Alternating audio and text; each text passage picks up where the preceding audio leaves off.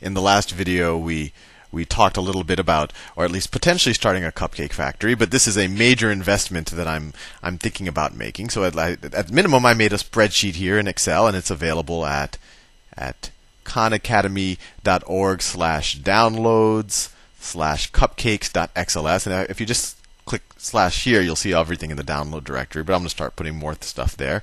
So I encourage you to play with it. But this is essentially, it'll do all the math for us that we did in the last video. So, the investment in the factory, and let's say, in the real world, once I actually got bids from contractors and things like that, it ends up costing $1.1 million. The annual capacity is 1 million cupcakes per year.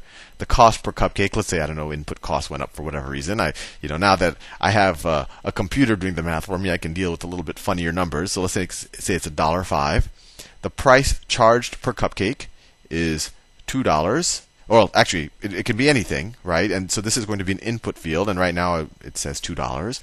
And let's say this is what we assume is how many cupcakes we sell. And in this scenario, this is the income statement, at least as far as we get to the operating income line. And so, it calculates that you have $2 million of revenue, and notice what happens when I change it. If I sell my cupcakes for $1.50 per cupcake, then I only have $1.5 million. So it actually computes what we need it to compute.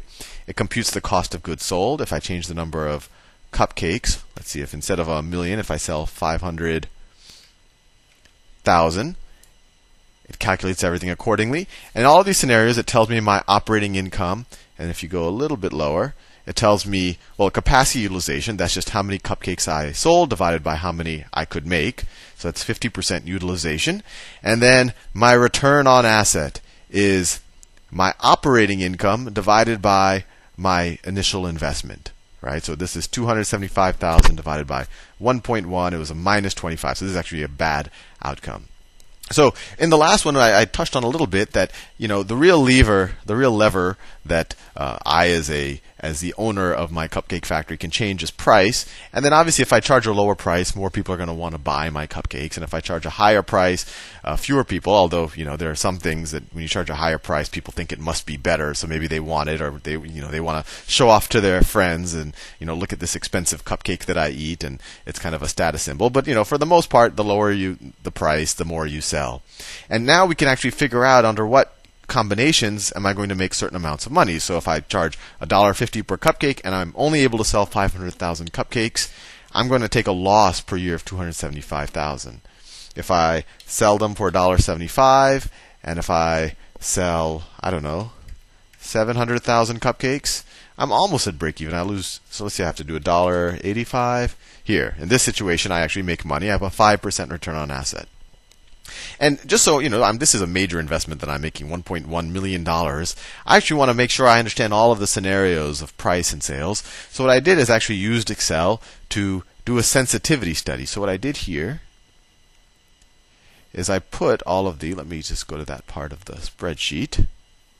And I encourage you to play with this because it's interesting. And it shows you that even a fairly simple business, you can do a lot of analysis. And if you're in high school or in middle school, this could actually be a fun, I don't know if they allow this type of thing for science projects, but go to a local business and kind of analyze the business in 100 different ways. And actually, if you watch the probability videos, I do all those things on Poisson processes and things like that. And you can analyze a business and do Excel spreadsheets, and you'll probably end up winning the state science fair. You could call it a math project or engineering project. But anyway, here I wanted to figure out what is my return on asset. So essentially, my operating profit divided by my initial investment, depending on the different prices I might charge and the different quantities. And here it's kind of hard to visualize, so I graphed it as a three-dimensional surface.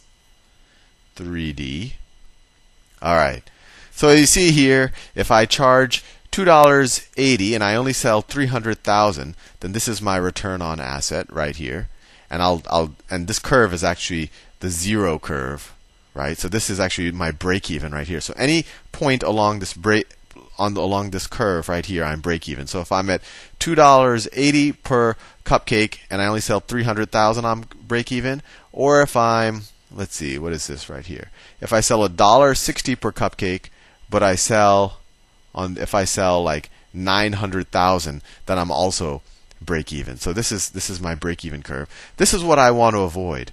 everything here is in the negative, right? This is this, according to the legend, minus 50% to 0% return. So here I'm losing money, and I would color it in if I wasn't in Excel mode.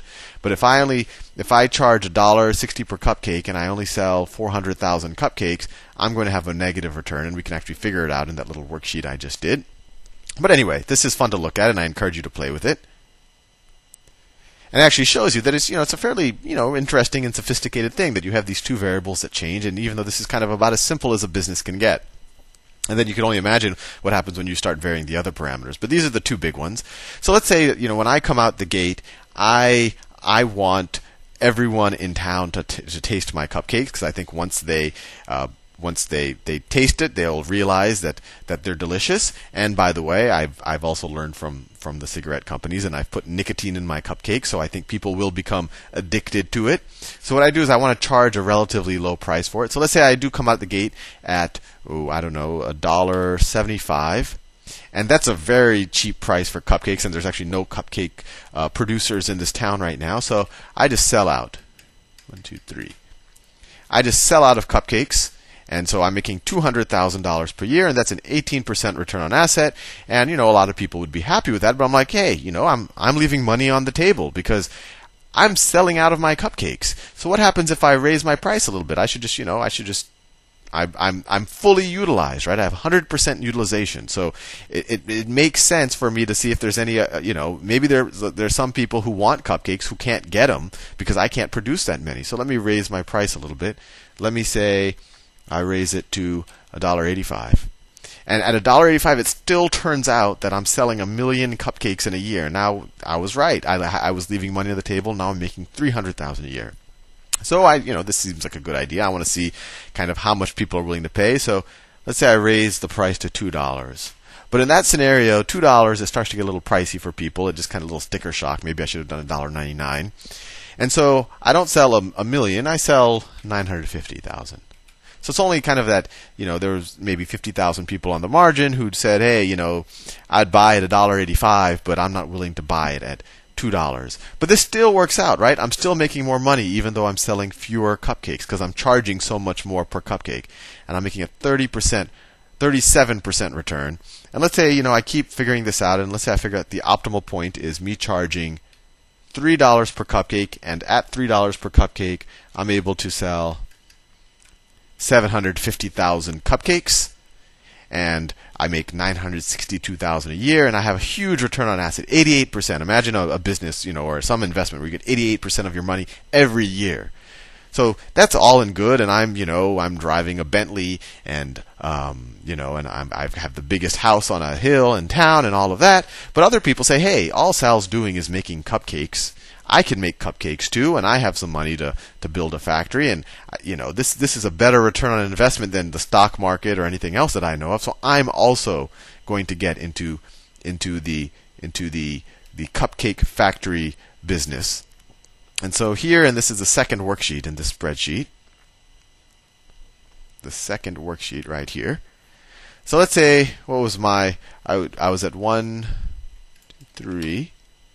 I don't know if you could see this. Maybe I should zoom in a little bit. Let me see if I can. There you go. So the same thing. So I said $3, and what did I say? 750,000 cupcakes, and my cost was $1.05. So I was making 962,000. But then Imran, and just so you're curious why I wasn't recording videos for the last 2 weeks, actually Imran is the name of my son, and he came into the world 2 weeks ago, and so I think. It makes sense to name a cupcake store after him. But let's say he comes in and he's like, well, I'm tired of getting an allowance from Dad. I also want to produce cupcakes. And he actually has more money because his grandma gave him, more money because she likes him more than maybe her son. And so he has $1.5 million to invest because he's like, wow, this is such a good investment. Let me put more money into it, $1.5 million. And he builds a factory that can produce 2 million cupcakes a year. And he's like, you know what? And also, it's a more efficient factory, so it actually uses a little less electricity, and it wastes less cream and frosting and I guess nicotine as well. So the cost per cupcake is less. And he decides to undercut his father, and so he charges $2.90 per cupcake. And when he charges $2.90, well, everyone just kind of runs to him because his cupcakes are just as good. There really wasn't much of a barrier. So let's say he sells 500,000 cupcakes, and then I'm only selling 250,000 at $3. There's just some people who like my cupcake. So I'm pretty much almost break even. And I say, well, these are my diehard fans, and so to benefit them, these guys aren't going to go anywhere else. I'm going to raise my prices a little bit just because I know that these guys like me. And at least in that situation, I'm cutting a profit. But then I say, well, you know what? This isn't a good state of affairs. He took all my business. And I actually want you to notice something right here. What happened immediately? I was making an 88% return on my money, right? And just when this Imran comes in and he enters into the space, all of a sudden, what is the return? He's only running at 25% utilization, but his return on asset has gone down to 20%, and because he's at that low utilization, his return on assets gone down to 20%. And then my return on assets gone down to 1%. So there's a general theme here is when someone is doing really well and getting a really great return, it attracts competition, it attracts capacity, right? And if there's enough demand to satiate that new capacity, maybe they will get a better return. But in general, over time, if there's a very favorable return, more and more competition will enter the market. And actually, I've run out of time in this video. In the next video, I'll talk about more scenarios with competition. See you soon.